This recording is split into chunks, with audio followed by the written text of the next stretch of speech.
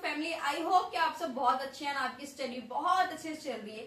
काफी ज्यादा क्वेरी आ रही थी दीदी कि मैथ के लिए कुछ बताइए, मैथ कैसे स्ट्रॉन्ग करे। और मैंने काफी वीडियोस भी आपको अपने लास्ट टाइम भी लिंक पे डिस्कशन कर दिया था, अपने डिस्कशन पे लिंक कर दिया था, सॉरी, कि आप लोग वहां जाके देख लेना मैथ कैसे स्ट्रॉन्ग करें। लेकिन फिर भी उसके बाद में मेरे पास मैसेज आ रहे थे, तो मैं ये वीडियो लेकर आई हूँ स्पेशली मैथ के ऊपर। एंड मतलब स्पेशली कह लो मैथ के ऊपर या ऑल ओवर सब्जेक्ट के ऊपर कह लो, क्योंकि मैं आपको हर एक सब्जेक्ट के बारे में बताने वाली हूँ। जो स्पेसिफिक जो सब्जेक्ट है वो है मैथ, जो सबसे ज्यादा लोगों की प्रॉब्लम होती है, चाहे वो बिगनर्स हो या मेरी तरह एस्पिरेंट हो जो अभी प्रिपरेशन करते करते उसे टाइम भी हो गया है। मैंने मैथ काफी सालों से कंटिन्यू 2-3 साल से ना मैं सिर्फ प्रैक्टिस पे प्रैक्टिस करे जा रही, लेकिन क्यों नहीं अच्छी हो रही मैथ? उसका रीजन ये है कि मैंने अपने कैलकुलेशन पे वर्क नहीं करा। क्योंकि अगर आप एग्जाम वगैरह भी देते हो तो आपको पता है किसी किसी एग्जाम में 60 क्वेश्चन 100 क्वेश्चन के लिए 60 मिनट मिल जाते हैं, तो वो हमें बहुत ज्यादा दिक्कत हो जाती है। तो हम उस चीज को कैसे अच्छी करें? देखो मैथ के लिए मैं स्पेसिफिक देखो मैथ के लिए मैं अगर आपको चीज बताऊं तो वो ये है कि अगर आपकी कैलकुलेशन नहीं अच्छी होगी, कैलकुलेशन में आपके पहाड़े स्ट्रांग होने चाहिए, आपकी स्क्वायर स्ट्रांग होनी चाहिए, क्यूब स्ट्रांग होनी चाहिए, एंड आपको ये पता होनी चाहिए कि हम 101 का जो स्क्वायर है वो जल्दी से कैसे निकालें। क्योंकि मान के चलो अगर 1011 का स्क्वायर निकालना तो हम कैसे निकालें, उसके लिए भाई जो ट्रिक वगैरह होती है ना वो सब चीजों पे आपको स्टडी करनी चाहिए। तो मैं आपको ये दोनों चीजों के बारे में बता दूं।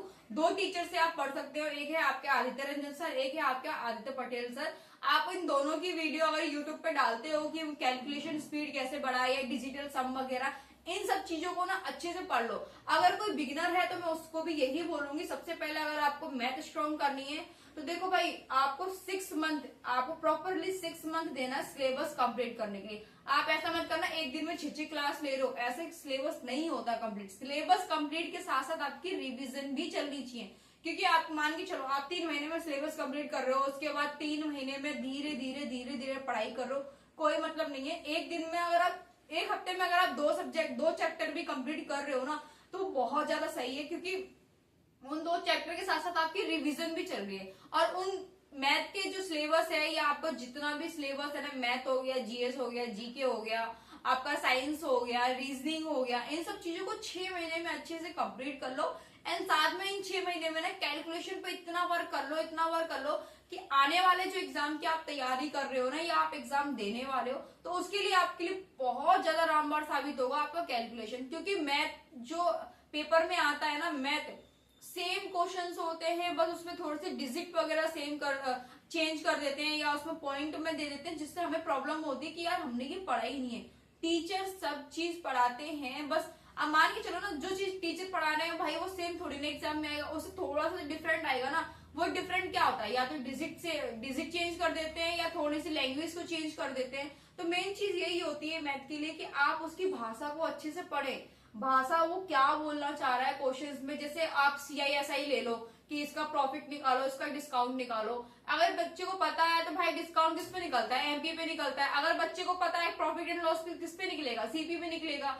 तो इन सब चीजों के बारे में अच्छे से नॉलेज होनी चाहिए बच्चे को। एंड रही बात GS की, तो मैं GS की यही बोलूंगी जो मेन टॉपिक है। पहले देखो आप हिस्ट्री कंप्लीट कर लो, GS की हिस्ट्री कर लो, आर्टिकल्स वगैरह कर लो, बायो कर लो, जितना भी है ना टॉपिक वगैरह। इन 6 मंथ में प्रॉपर सिलेबस कंप्लीट करने पे ध्यान दो।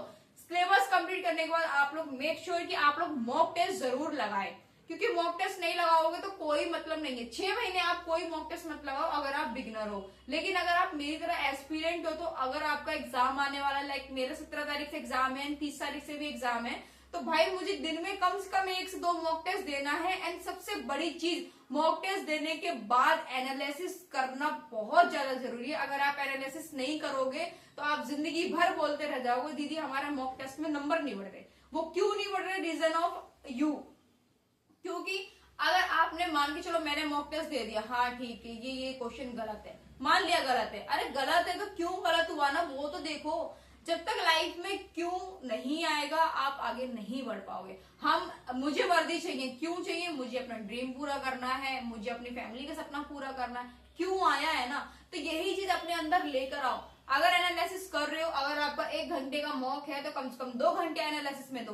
एक क्वेश्चन गलत है उसको इतने अंदर डीपली समझ लो कि उस टाइप का क्वेश्चन आगे गलत हो ही नहीं। रही बात जीएस की, जीके की, तो देखो जीएस जीके का जैसे आर्टिकल्स के क्वेश्चंस वगैरह आपके गलत हो रहे हैं, लाइक बायो के गलत हो रहे हैं, तो आप ये देखो ना कि कौन सा बायो क्वेश्चन कौन सा टॉपिक का गलत हुआ मेरा, चाहे वो आपके विटामिन के हो गए या ह्यूमंस के हो गए, तो इन सब चीजों को अच्छे से पकड़ो और उसको ना एक एरर नोटबुक करके एक नोटबुक बनाओ छोटी सी, चाहे वो आपके मैथ के क्वेश्चंस हो या देखो कभी कभी क्या होता है ना, हमें क्वेश्चन आए हुए भी गलत हो जाते हैं, तो उन क्वेश्चंस को नोट डाउन करो और अच्छे से कंटिन्यू 4-5 दिन अच्छे से रिवीजन करो, फिर मॉक टेस्ट दो। जितना दिन में मॉक टेस्ट दे रहे हो और आपको लग रहा है ये क्वेश्चन में से क्यों नहीं बन रहा है, तो भाई उसको नोट डाउन करो, उस पर वर्क करो, क्योंकि गलतियों पे वर्क नहीं करोगे तो मॉक टेस्ट में नंबर स्कोर नहीं होगा अच्छा।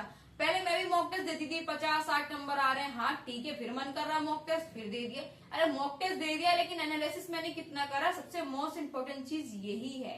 तो अब जो मैं वर्क यही करती हूँ, मैंने मॉक टेस्ट दिया, उसके बाद मैं कोई सब्जेक्ट की क्लास वगैरह ले लेती हूँ, उसके बाद एनालिसिस करती हूँ, जिससे मेरा माइंड फ्रेश हो जाए। क्योंकि मॉक टेस्ट में अगर नंबर वगैरह कम हो जाते हैं तो थोड़ा सा मुझे प्रॉब्लम हो जाती है, मैं निराश हो जाती हूँ, तो इसीलिए फिर मैं एक सब्जेक्ट पढ़ने के बाद मैं एनालिसिस वगैरह करती हूँ। इस तरीके से मैं अपना एनालिसिस करती हूँ।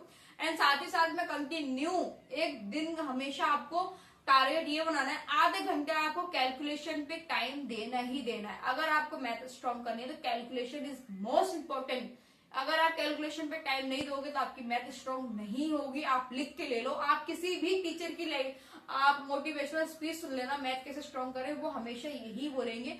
और ये मैं आपको खुद को अपना एक्सपीरियंस शेयर कर रही हूँ, क्योंकि मेरी भी आज पिछली जो मैथ थी वो यही थी, पढ़े जा रही हूँ प्रैक्टिस करे जा रही हूँ लेकिन स्ट्रॉन्ग नहीं हो रही। लेकिन अब मैथ भी मेरी, जीएस भी मेरी, बहुत चीजें पहले से चेंज हो चुकी है एंड स्ट्रॉन्ग भी हो गई है। तो ये चीज मैं आपको अपना पर्सनल एक्सपीरियंस शेयर कर रही हूँ। एंड ये वीडियो बनाने का मेरा एक ही मोटिव था कि आप लोग किस तरीके से अपनी स्ट्रेटेजी को बनाए, किस तरीके से अपनी प्रिपरेशन करें। तो मैं यही कहूंगी, विद इन 6 मंथ में आप अपना सिलेबस के साथ साथ कैलकुलेशन पे वर्क करो। एंड विद इन 5 से 4 मंथ में, जब तक आपका एग्जाम नहीं आ रहा, या मे बी किसी का 3 मंथ में आ जाए, किसी का 4 मंथ में आ जाए, तो मैं यही कहूंगी अगर आपका 80% सिलेबस कंप्लीट हो गया 6 मंथ में या 5 मंथ में, तो आप ना ज्यादा से ज्यादा हो सके मॉक टेस्ट लगाना शुरू कर दो। क्योंकि हम सिलेबस कंप्लीट करने के बावजूद भी हमें क्या होता है, हम चीजें भूल जाते हैं, क्योंकि हम आगे बढ़े जा रहे हैं, पिछला रिवीजन नहीं होगा तो वो हम भूलते जाएंगे। तो इसीलिए कहूंगी कि 4 मंथ हो जाने के बाद लगभग अगर आपको लगता है कि आपका 80% कंप्लीट हो गया है, या 5 मंथ में अगर आपको 80% कंप्लीट हो गया है, तो आप लोग मॉक टेस्ट देना शुरू कर देना। क्योंकि मॉक टेस्ट देने के बाद पता चल जाएगा कि आपको अभी और कितना वर्क करना है, अपने सिलेबस पे कितना रह गया है हमारा, एंड कौन कौन सा मोस्ट इंपोर्टेंट चैप्टर है वो आपको पता चल जाएगा। तो उसमें आपकी पकड़ अच्छी हो जाएगी। विद इन 6 मंथ में अगर आप ये कर लोगे, एंड 6 मंथ में, आने वाले 6 मंथ में आप कंटिन्यू प्रैक्टिस वगैरह लेके चलोगे, एनालिसिस करोगे, तो मैं गारंटी दे रही हूँ 1 नहीं 2 साल में वर्दी जरूर मिल जाएगी। ये बेवकूफी मैंने करी थी कि भाई मैंने स्ट्रेटेजी नहीं बनाई थी, लेकिन अब मेरा प्रोसेस बहुत अच्छा चल रहा है, हर चीज अच्छा चल रहा है, एंड आप लोग का सपोर्ट रहा तो और चीज भी अच्छा रहेगा। तो आप इसी स्ट्रेटेजी से अपनी स्टडी करेंगे तो बहुत ज्यादा बेस्ट रहेगा, एंड आप जल्दी से जल्दी अपनी वर्दी भी ले सकते हैं। सो वीडियो में यही एंड करती हूँ, एंड क्योंकि अभी फैमिली वाले भी आने वाले हैं, क्योंकि आज जाना है हम लोग को बाहर, तो वो वीडियो भी मैं आपको जरूर दिखा दूंगी। जो ये टॉपिक था, ज्यादा क्वेरी थी, तो मैंने इसके ऊपर वीडियो बना लिया है। सो मिलती हूँ मैं आपको, बाय बाय, टेक केयर।